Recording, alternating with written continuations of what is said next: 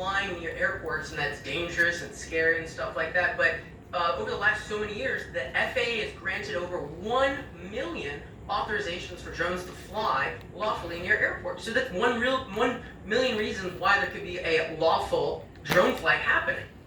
So tell me this, with somebody with your expertise, when you just look at this and you've seen a lot of the footage, what do you think these things are? Our investigation shows 8 feet wingspan. Just to your eye, what are they and what's their capability? Best case scenario, it's just somebody flying around. Worst case scenario? There's nothing illegal about having an 8-foot drone flying around, right? And so it could just be a guy with an 8-foot drone flying around at night, he's testing it out. Worst case scenario, it could be an individual that is trying to do reconnaissance, right? You could have either some type of private industrial espionage. You could also have nation-state actor espionage, something maybe along those lines. So if you don't see anything underneath it, that might indicate that it might be terrorism, or maybe it's a precursor to terrorism. But that's a worst case scenario. At the same time, we have many lawful people flying lawfully all the time, helping people and save lives. So, you have different layers to this. You have federal, you have local, you have state law enforcement.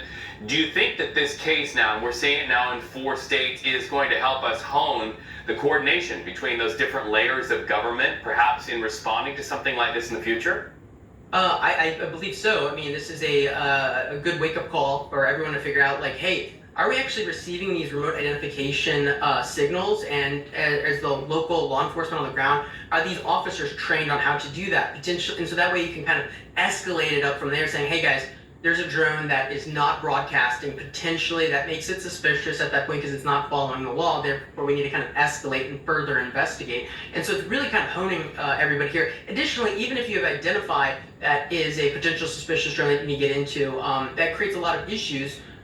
Because how do you go further about tracking and kind of finding out where this the controller is? Where's the bad guy, if you will? If there isn't a bad guy, it might be a clueless guy that just needs educating, going like, hey, by the way, give me your license registration. I need to figure out what's going on here.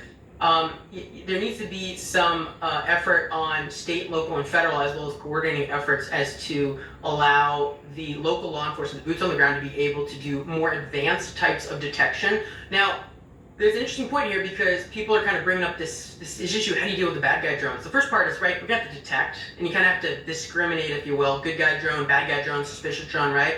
And then if you want to go about resolving the problem, you need to defeat it. And the problem there is when you get into the detection and you get into the defeating, there are a lot of laws that have been created which hamper federal, state, and local law enforcement in how they potentially go about doing that. For example, we have the Fourth Amendment protections, which were intentionally designed from basically, it's designed to hamper the federal government from doing complete mass surveillance of people inside their homes, right? As you have the Caro case and as well as the Carpenter case, when you have people out and about and you're tracking their cell phones and stuff like that, you have that case law playing into this whole situation there. You also have Fourth Amendment, reasonable expectation of privacy in people's homes.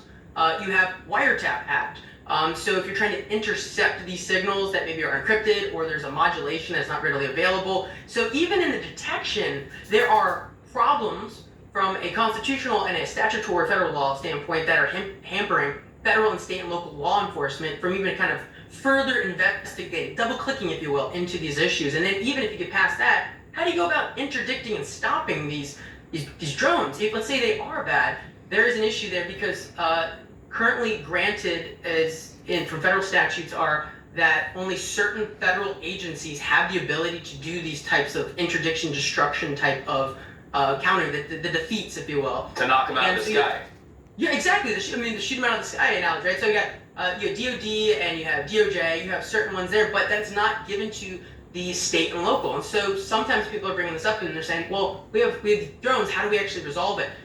And that's creating a tension there because state and local is wanting to come in and they're wanting to create something, and at the same time, there's an issue there of how do we make this all work while at the same time promoting commerce and allowing these drones to fly. Because and you can see where this can go from here is that a creative state might want to say, we want to create a law that you have to put our specific state remote identification law, device on it, and it's going to cost $1,000 a year or something, because we're going to bring everybody to know what's going on, safety, all that.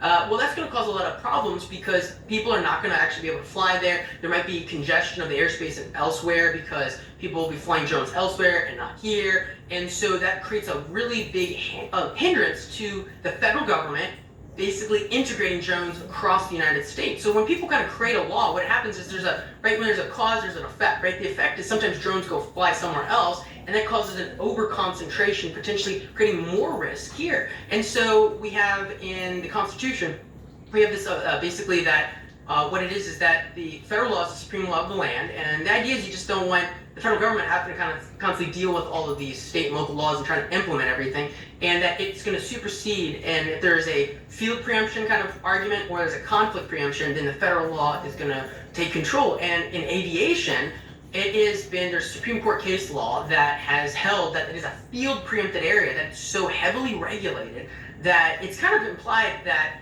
hey, there's nothing really here for you state and local guys to really do. Additionally, there's another argument that the creation, basically compliance with this particular type of law is so impossible that it is substantially frustrated or prevents the person from doing it. It's a conflict. And we have an example of that over in, it was the city of Newton over in Massachusetts. There was a case over there where the city said you cannot fly below 400 feet. Well, at the same time, the federal government is saying you have to fly your drone right under 400 feet. So that's the big issue. So.